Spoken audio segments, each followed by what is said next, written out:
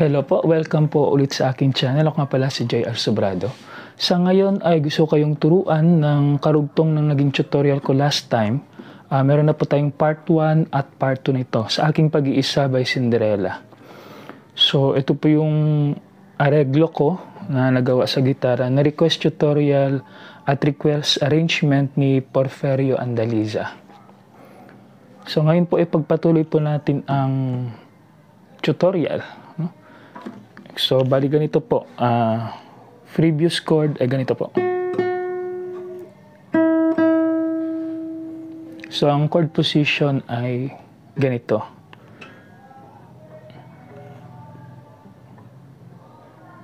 So, ganyan po.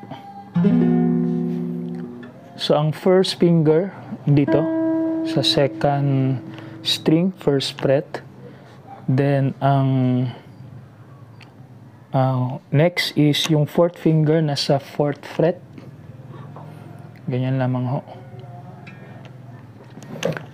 Then after nyan, eto namang second finger nasa second fret.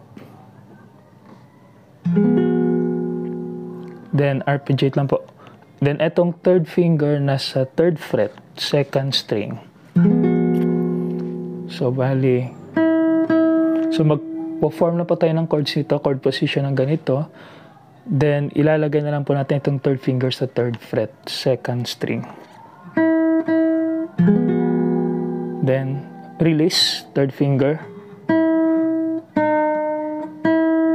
So, 1, 0, 1. Then, single, solo lang, no? Sa fourth string. Okay, recap po tayo. Ulit po tayo dito. Then after po niyan, ay magpo-form po tayo ng chord ng D minor. So, D minor chord lamang po yan. Then strum, ganitong set ng strum. Depende na lang po sa inyo kung ano pong gamitin nyo. I finger bar, M, or A, or yung tatlo. Basta ang sound na lilikhain nyo ay ganito. Okay? Then last is 0. Then third and third. So pick up po tayo ulit sa from the very top.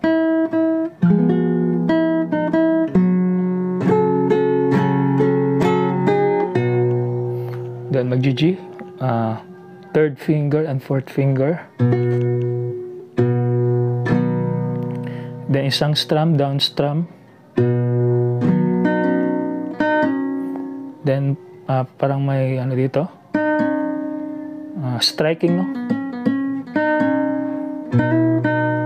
Then slur.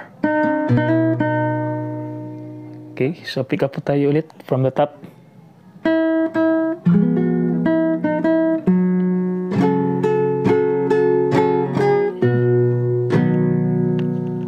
Then, isang strum. Okay. Okay. Then, ang next ay ganito po.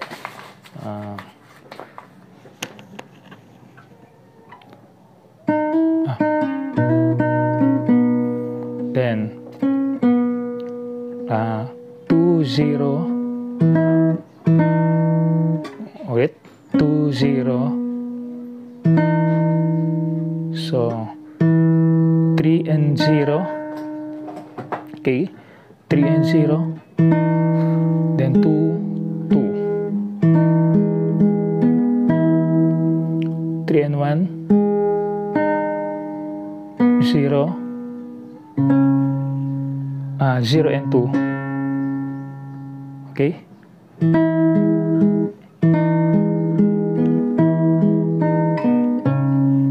Okay, 0 and 2, then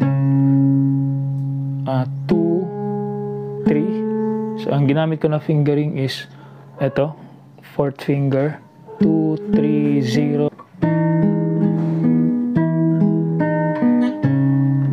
Ulit.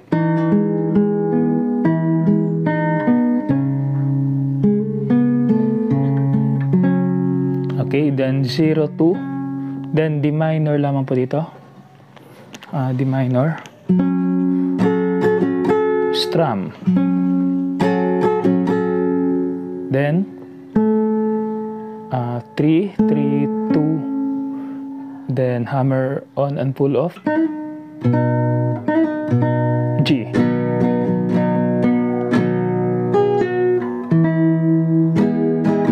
Then C lang po, strum, F,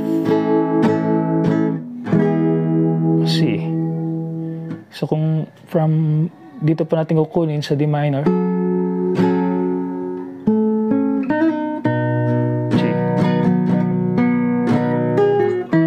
strum, C. Okay. So, dito naman parte sa parang pa-chorus ay ganito po.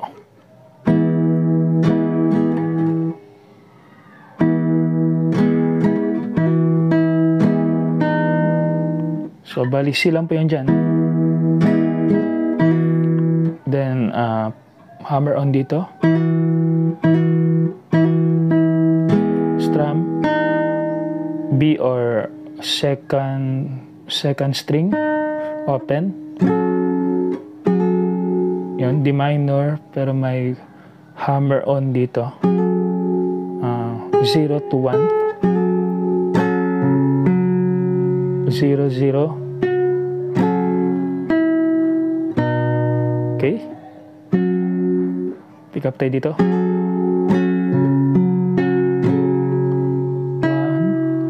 1, then 3, 0. Strum.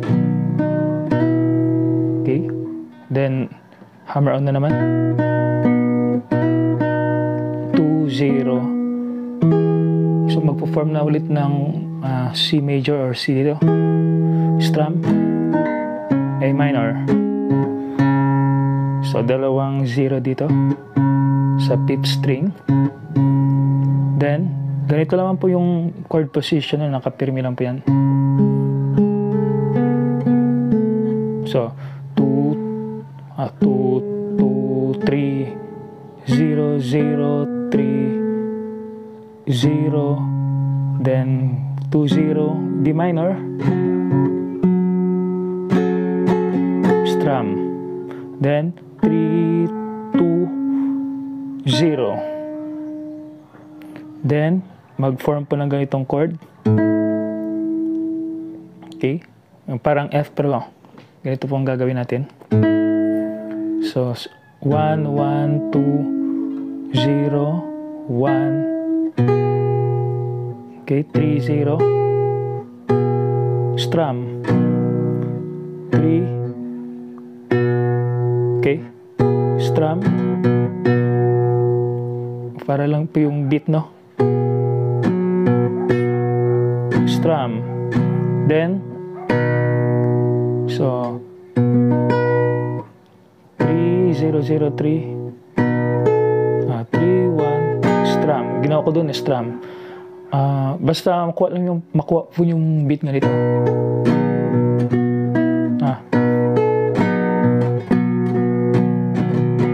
Ganun lang po yung strum, no? Yung parang karugtong nun. Ganito po.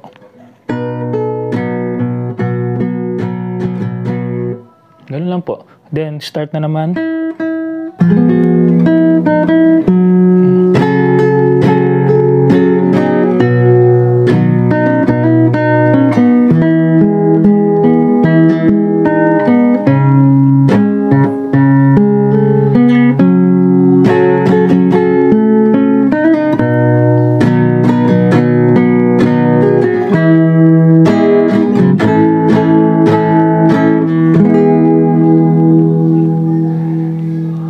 So, gano'n naman po, naulit naman po yung, kumbaga yung parang stanza. The same chords, the same notes naman po. So, dito po nagtatapos yung tutorial natin ng Sa Aking Pag-iisa by Cinderella. Maraming salamat po sa panonood.